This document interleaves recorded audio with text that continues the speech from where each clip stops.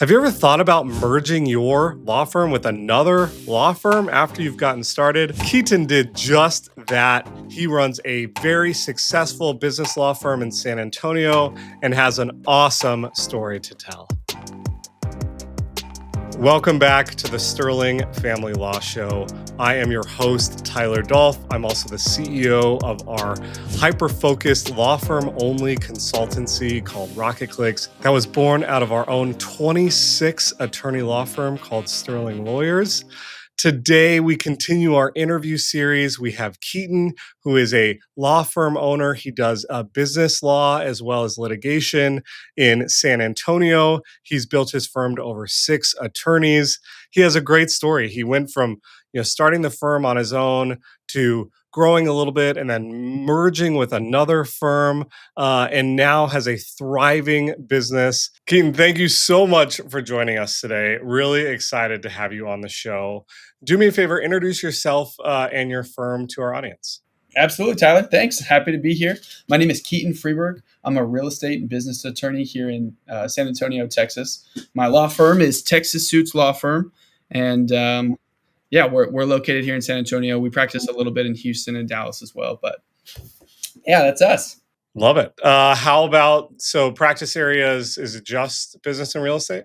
It is. Yep. You got the occasional client that needs help with something else. But for the most part, our primary practice area, we're working either business litigation, real estate litigation, and or on the transactional side of both of those. So we'll help individuals buy real estate, buy new businesses, sell real estate, sell businesses, and then we litigate over it if it goes wrong. Awesome. And you mentioned you have 6 attorneys, 2 paralegals. That's correct. Yep. Awesome. How'd you get started? Tell me about the origin story. Yeah. So I started right out of law school. I partnered up with 2 other individuals who passed the bar with me, and we really niched out and worked only with real estate investors. So at the age of 25, started Frieberg Morton PLLC, and we worked with property managers and real estate investors doing LLC formations, helping convey title. We worked. It was actually during right smack dab, right outside of COVID, and so a lot of our investors were experiencing cash flow issues as a result of a lot of tenants that weren't paying rent at the time, and so we did a ton of evictions, and that's how we got started. And then about a year into starting Frieberg and Morton, we partnered with another firm here in San Antonio. We merged our firms together. I think it accelerated growth for both firms. The client base at the firm that we joined with was a little bit bigger, and rather than doing a lot of volume, which is what we were doing at Frieberg and Morton, I was working on some bigger cases together. So we had a nice mixture of volume and then big cases that we could bill into and whatnot. And that's how we started Texas Suits. That's awesome. Take me back to the beginning. So I'm just thinking about this. You graduate law school, you're young, hungry, and now you're dealing with, very wealthy businessmen or real estate developers. How were you able to do the business development side? I imagine you're just a young kid. Please give me a chance. How was that? No, that's a great question. I was really confident. I did evictions for years. I did evictions all throughout law school. Here in Texas, it's interesting. You can practice in a what's called a justice of the peace court without being licensed. So I was fairly familiar with the court process. I already knew a lot of the big property management companies and big investors here in San Antonio and New Braunfels, which is just north of San Antonio. And so I'm always kind of the opinion, if you're going to start a business, that you should already kind of have a clientele to work with. So I felt pretty comfortable just right off the bat jumping into the clientele that I already knew. But other than that, we door knocked. Kind of. We went to big property management firms. We said, "Hey, look, here's what we do. Just so you know, here's the services that we have to offer, and here's how we can help you." And believe it or not, we got a ton of business that way. So one, just going to property managers, talking with them, letting them know how we can help them out. And 2, we went to what are called real estate investor meetups. So It's just big groups of investors who come together usually once, twice a month to talk about real estate, talk about things that are going good, things that are going bad, what they need. And so I would go and put on presentations. I spoke a lot on the Series Limited Liability Company, which is just great for real estate investors and protecting their assets. So I spoke at a lot of those events, and I have clients. I have so many clients that for it's been 3 years that are still clients to this day, that I picked up from those real estate investor meetups, and then they just branch off via word of mouth. So primarily right now, that foundation that we built of going to meetups and approaching big property management companies directly has really kept us going pretty strong for the last couple of years. Love it. Yeah, it's that's a big moment, I think, in every entrepreneurial journey, right? You go to law school and you want to be an attorney, which is amazing, but you also have to learn how to sell. You got to learn how to sell yourself. You have to be able to get clients, and then you also have to learn how to build a business. In those early days, what was the most challenging part? Was it the business side of things, doing the entrepreneurial thing, or was it the business development side of things, having to go build the relationships and create cash flow?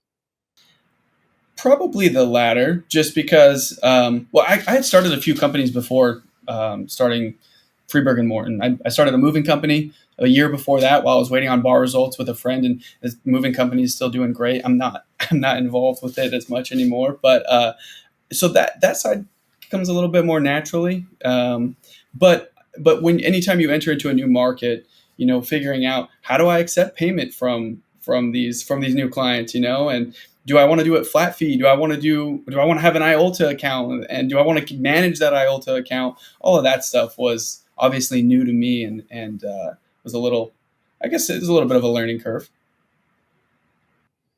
Anything you would do differently today that could help our listeners in their journey? Yeah. Um, I would go work for a firm for a year before I branched off and opened. I mean, it was a great experience.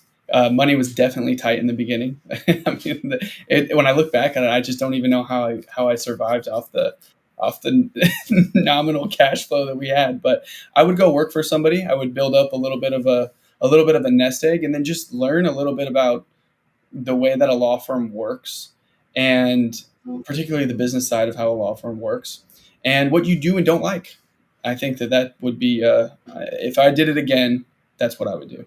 Although, with the caveat, because I am a little concerned that had I gone that route, maybe I wouldn't have branched off. I don't know, and I'm very happy with the decision to branch off. So I don't know. Take it with a grain of salt. Yeah, it's a great point, and probably a huge discussion topic because you need security, right? Like coming out of law school, and to take that leap without the experience, knowledge, whatever.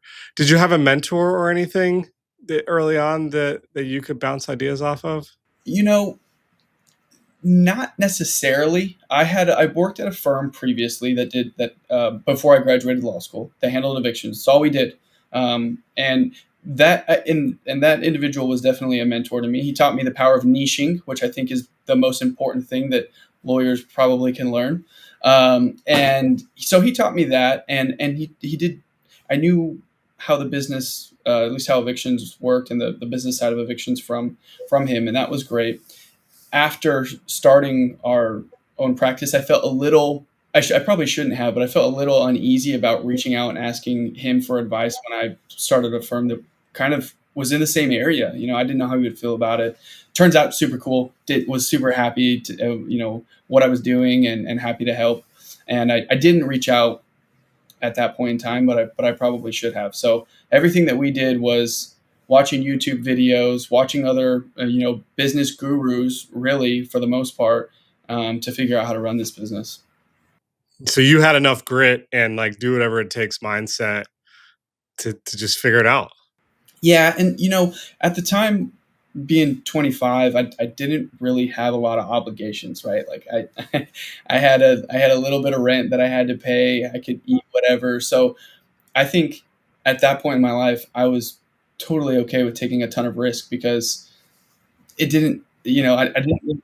Yeah, exactly. And so I was okay with taking on the risk, and yeah, just grinding through it. Hey, family law firm leaders, my partner, Tony Carls, just released his book where he lays bare our precise blueprint for growing Sterling lawyers from 0 to 17 million. This is the blueprint that we still use daily. And Tony explains it in very simple terms. The truth is, this is not simple to do. Success requires and demands hard work, but if you have the patience and the work ethic to do it, your family law firm will succeed. So you told me that you ended up merging with another firm. Talk us through that story, right? You have gotten off your feet, you got some cash flow coming in, you're building your business. How did you go through that experience of meeting another firm and then ultimately deciding to come together? Yeah, absolutely. So I guess another way that I started to get business was I would go to networking events, or I think this one was called like a BNI or something like that. But basically, you meet with other professionals in the area and you give referrals to one another. Was the point? And so I was in a BNI, and another attorney, Garrett, was in another BNI, and we had both asked to meet other attorneys because I want to meet other attorneys. So when referrals come in, I can give I can provide my clients or other individuals with great resources. And so building your this is a side note, but building your connection of attorneys, I think, is one of the most important things in the practice of law. But anyway, I asked for attorneys, he asked for attorneys, and this lady was like, "Hey, I have a friend who wants to meet more attorneys, and I have another friend who wants to meet more attorneys." She linked us up, and we started chatting. And we worked a couple cases together, just because it worked out well. And I would actually go into the office sometimes and see the staff and work with the other attorney on these cases. And that firm was called Shumway Van, and they were multi-state firm, and they were breaking up.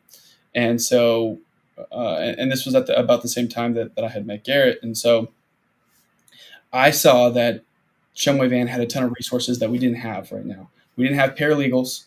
Our back end CRM, or client management software, wasn't phenomenal. And also, Garrett has 10 years of litigation and attorney experience. And so I thought that would be great. And obviously, he saw that we were young and hungry. And I think that's how the combo formed. And so when Shumway Van wound down, we decided that we'd work together for a little while, just still separate entities, but kind of together. And then eventually we decided it just made sense to combine resources and ultimately create Texas Suits. Okay, so now for our listeners who are in this, maybe in this same situation or thinking about working with another firm, take us into the weeds a little bit on the logistics involved. Like, how did you actually combine? What did it look like from an equity or ownership standpoint? You don't have to give us, intimate details, but how'd you work through that? Yeah.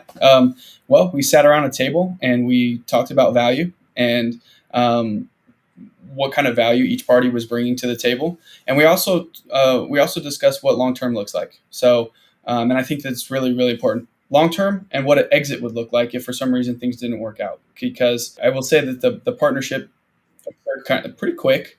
And so I thought it was very important to make sure that everyone, one, understands their obligations to one another, and two, that if for some reason things don't work out, that there's an easy exit plan for everybody, which comes in the form of an operating agreement, and it's what we preach to our clients every single day. So we sat around a table and we discussed what everybody was going to bring to the table, and that's how we were able to figure out equity. And also roles within the company, because obviously if everybody's doing the same thing, that's not really beneficial. And what I learned in our time working together prior to joining merging the companies, and also on that roundtable discussion, was that you really want to make sure you have a partner or partners that complement your skill set. And so I was looking for somebody who was more granular, who could actually develop these systems and processes and put them into place. Because I have a lot of great ideas, but sometimes it's hard when you have all these ideas to actually facilitate them. And so that is what Garrett brought to the table, and what I really loved, and what some of my other partners bring to the table is that they are really, really granular and really detail oriented, and can build out some of these processes that ultimately facilitate the growth of our company right now. Have you heard of the entrepreneurial operating system? I have not.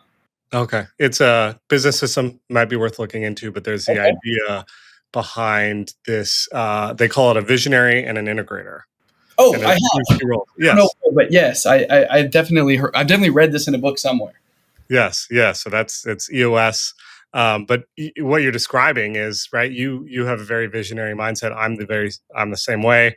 Lots of big ideas, want to move fast, ready to go. You're thinking about tomorrow, not necessarily here today. But we need to surround ourselves as leaders with people that can get the stuff done, that can build the process. Otherwise, it's just chaos. You're And 100% right. Yep. Yeah, it is. It can be chaos, and those other individuals that we surround ourselves with also slow me down a little bit too, which is good. Which is good. I need it. need some breaks.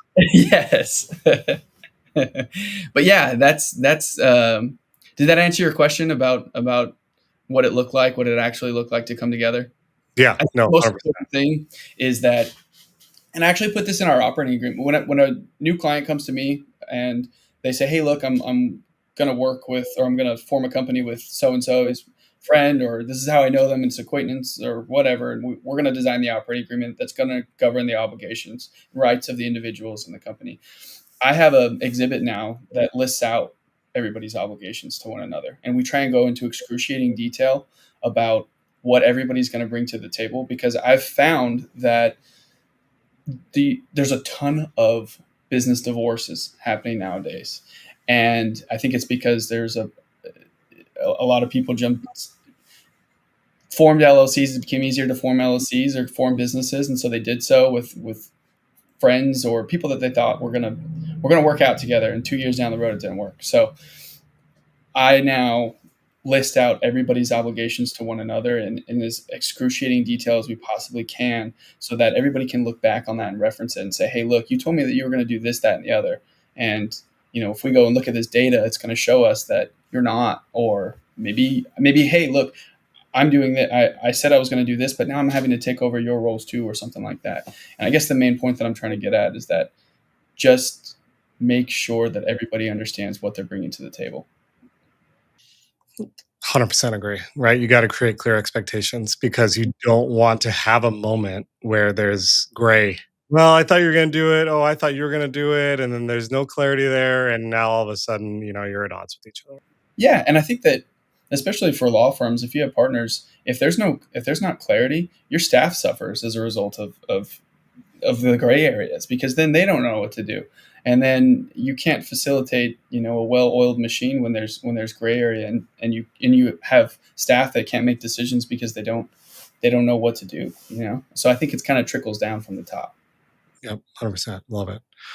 As we're kind of finishing up here, can you tell me about the future of Texas Suits? What are you building towards? What are you excited about as you're continuing to build your firm? Yeah, thanks for asking. It's It could be your favorite topic, right? Yeah, it is. It is. I'm actually working right now to go back a little bit to our roots, which is kind of interesting. So, as I explained, we started off with primarily evictions and LLC formations. That's what I was doing. A lot of it. Became really, really good at it. I'm authoring the Texas Business Organizations Code, a section of it on the LLCs this year, and so I'm super duper excited. And I feel like I'm able to do that as a result of niching down. And so we niched down, we expanded a little bit, and we started working with a wider variety of clients. And my goal right now is to actually retract and consolidate the types of claims and the types of cases that we're handling right now. So that's what I'm super duper excited about. And just so you know, I work primarily with real estate investors, and so I'm reducing our scope of claims to just fit what they really need, and just really focus on making sure that we have a product that satisfies them and what they're going through. I've learned anything during our experience building Sterling, we started out having multiple practice areas and trying to be everything to everyone, and the same is true actually at the agency we run. Every time we niche down, every time we focus, and now at Sterling, we're exclusively family law, and at Rocket Clicks we exclusively work with law firms. It becomes so much easier to be successful because you have an aligned North Star and you're refining the same process for the same avatar. So you're continually getting better as opposed to going wide, you're going deep. And so I love that narrative, Keaton. I think it's going to only mean great things for your firm as you continue to grow and scale. Totally applaud that. Really appreciate your time and the journey you've been on. I love hearing entrepreneurial stories. You started out talking about how did I survive, taking all this risk and the cash flow issues and eating peanut butter and jelly probably to where you are today. It's a true testament of success. So really applaud that and look forward to continuing watching you grow. Well, thanks a lot. It's been great meeting you and great learning more about what y'all do.